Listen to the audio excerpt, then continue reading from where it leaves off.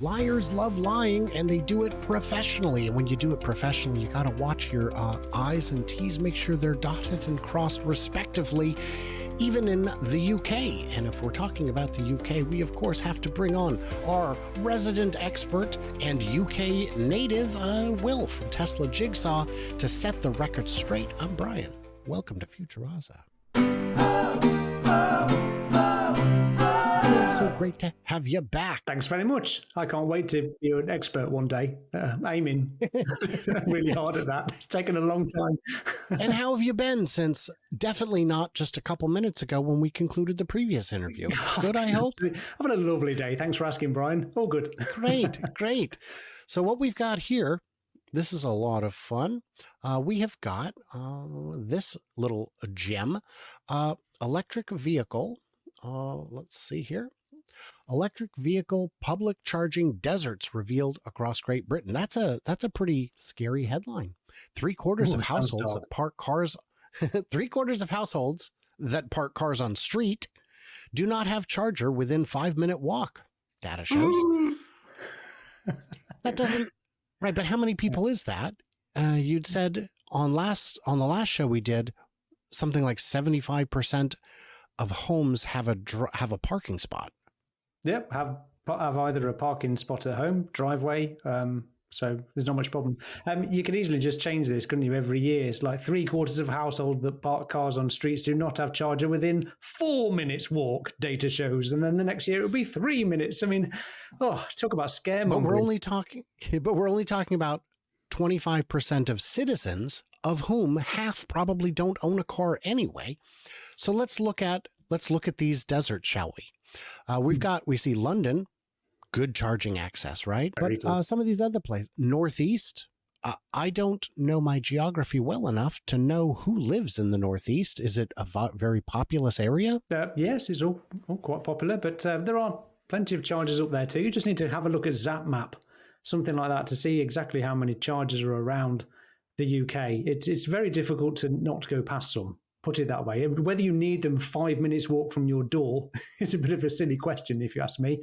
That's making the suggestion that you need a petrol station within 5 minutes walk. I'm not sure why you would. To get a packet of crisps. Very good. So I think if the standard were how many people in the US don't have a charger within 5 minutes walk, the answer would be the whole country is probably a charging desert. And I guess the assumption, I don't know, is that we have more garages. Maybe we do. Northeast Derbyshire. Did I get it right? Not really. Charger network. Wow. Not really. I got every part of it. I mean, the consonants were mostly right. Only covers 1.3% of on-street households. Many of these in the villages surrounding Chesterfield. I hope I got that one right. You did. Yeah. So, and then we got a little visualization here. Yeah. I mean, this sounds bad. And what I think I hear you saying is it sounds bad, but that doesn't mean it is bad. Is that fair? Yeah, it is fair.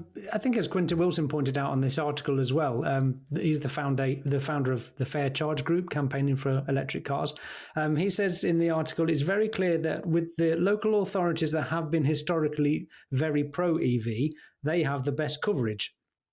He says he was talking to Coventry and Brighton about their EV infrastructure strategies years ago, and now their focus has paid off. So, yeah, the council was paying attention to charging infrastructure, have installed plenty of them. It's not to say that everywhere has.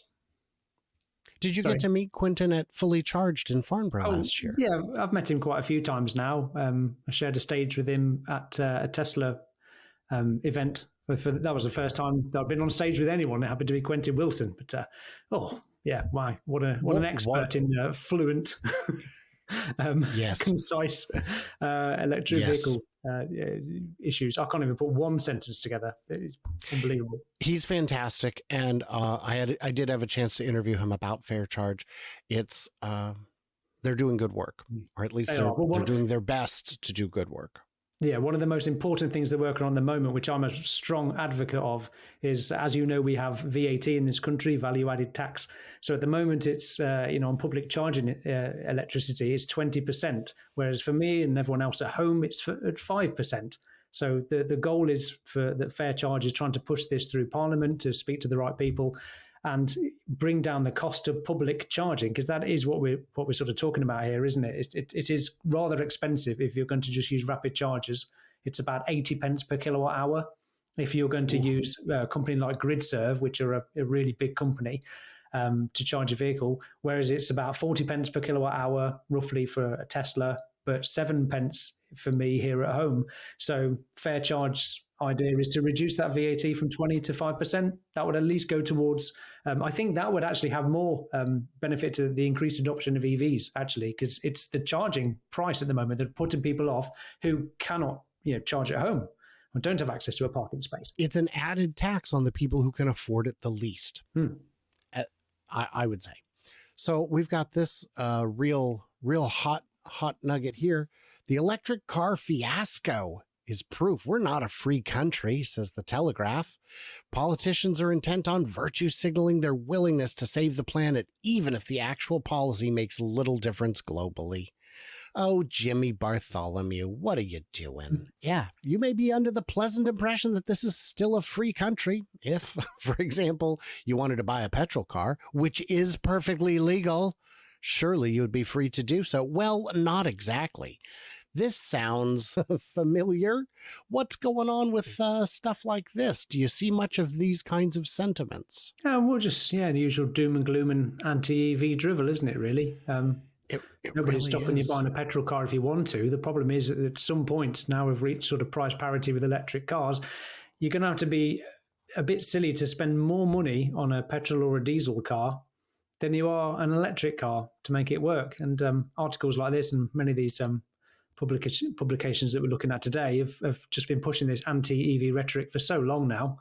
Unfortunately, it works because a lot of people that I speak to are just still saying the same old, rubbish about EVs just being on fire and there's nowhere to charge them, and just they're collapsing bridges and car parks. It goes on still. It's really quite depressing when if you speak to just normal people.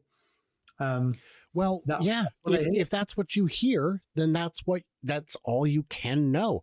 I recently ran I put a post on X saying they're at price parity. Why is adoption as low as it is? And I got hundreds of comments repeating things that are easily debunked, to which many times I just reply and say, okay, so what we need is more education. I get it. Because what you're saying is wrong. So if we want to see a real hot steamer here, GBN is reporting electric cars can't succeed without taxpayer subsidies. UK manufacturing is on its knees, says someone named Cox. So Cox is all about on its knees. That sounds more like a BBC kind of thing, but I don't know what this particular Cox is all about. Founder of Fair Fuel. Oh, did you name your organization as a ripoff of Fair Charge? It sounds like it, doesn't it? It does. Has slammed the idea that petrol and hybrid vehicles are being restricted over fears they'll be fined. Car brands are required to have 22% come from electric and hydrogen by the end of the year. These targets will increase. Some dealers even warned that they'll be unable to supply the vehicles that people want to drive, even though they're stocking vehicles that are not wanted by most Britons. Real? Fake? What do we got here? I was just wondering, was that a misprint when they wrote the line just a minute ago? Sales come from electric and hydrogen. Did they mean to put hybrid, do you think? That sounded a bit... Well, I think hydrogen is included in the zero emission target. I think 22% of sales. Of the year, though? That's ambitious. Well, no. Well, right. Electric and hydrogen. They'll also accept cold fusion, even if the number is also zero. Yeah. Well, this is a bit silly, isn't it? Electric cars at the moment, for a start, aren't subsidised. We're not getting any money off them. So they're working just fine for the 23% of people that have just chosen to buy an electric car in August, for example. Yeah, it would be nice to see further subsidies, but we're not getting them. So I'm not sure. And this was on our last show. Yeah, 23%. They are actually ahead of that target, even without, punishing people and stealing their freedoms. GBN. Wow. Terrible. I was just going to say, as for UK manufacturing is on its knees. Well, if we're going to outsource everything for the past few decades, then, you might sort of suggest that we've not done enough to push towards a transition to EVs. We've not really opened many, mines, for example, or battery facilities, have we? Or gone hell for high water trying to make electric cars. There's only a handful of electric car manufacturers in the UK. Vauxhall, by the way, are doing very well. They've got loads of different cars, and they're aiming to be fully electric by 2028 across the board of all their vans and cars. So that's something. Would it be fair to say that the decline of UK auto manufacturing began before the push towards EVs? Yes, I'd say so. Yeah, a lot of brands faltered and even shuttered well before EVs, the transition to EVs was even on the horizon. But all this doom and gloom, Will, I need some good news. You know what I think would be some good news? That Simon from Tesla Light Shows, from xlightshows.io, will be heading over to Vegas this week to get sorted out for a Halloween special Tesla Light Show. You're not going to want to miss it, because you know who's going to be there? These two jokers. This fella right here and this fella right here will both be, boy, wouldn't that be embarrassing if you saw that I wasn't following you? You'd be like, what the, come on, man. Or I have you muted. That'd be embarrassing. Yeah. So guys in the US, my friends and neighbors, guess who's coming to Vegas? This guy right here. Yeah, I suppose I have to fly, aren't I? I can't swim. Oh, you're not bringing your car? Oh, no, you're not going to have it shipped over? No, I might take the helicopter this time. I think it'd just be quicker, but might be.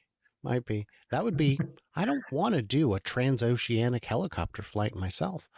But yeah, this is going to be a lot of fun. They're putting a lot of work into it. And if you wish to write your own light show with your own choice of music, good news, only Will and I can judge you. There might be other judges too. And I don't want to be too judgmental, but it's my job. So, I mean, I'm here to do whatever, man. I'm here to help. Yeah. It's going to be a lot of fun. So anything you want to say about that? I assume you've been to Vegas many, many times. Nope, been to LA many, many times. We used to get our cruise ship out of San Francisco, and been to Seattle and all that lot when I used to work on cruise ships. But no, we never got to Vegas. So the closest I've been is when I rewatched Casino the other night when I found out I was going to Vegas. Better get Casino on the go and watch that as a reminder of how lovely and gentle Vegas is. Well, the port of Las Vegas pictured here is not as accommodating to cruise ships. So I don't know how well that's going to work out for cruise lines. But yeah, it is a very strange and interesting and exciting city. I look forward to hanging out with you and checking out things like the big globe dome thing that freaks people out. Yeah. It's great because you can see it from miles away. Yeah. Well, another thing I was going to ask you was the Vegas Loop, but apparently that's only, as Darren Young was telling me, it's only functioning when there's an event on. So I don't know. Is there an event on while we're there? You can check the convention center. Check the Las Vegas Convention Center, see if there are any events. And it's not all events for which they use it. It's only ones that are large enough to span multiple halls. So there are often, there's events there all the time. It doesn't mean that it's running for all of them.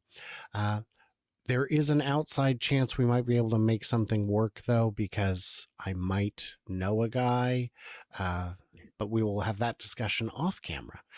So Nice. guys, in the comments, what did we miss? What did we misunderstand? You got to leave it. You must. It is not optional. Apparently now it is required that you leave a comment, leave a thumbs up.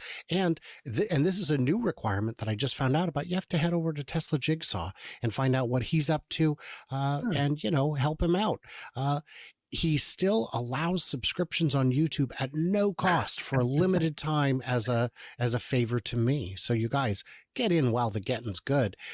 Everybody else, like, subscribe, do the usual. Stay tuned, stay juicy, and I cannot wait to hear from you clever robots, including Will, in Las Vegas on October 26th. Bring your Cybertruck.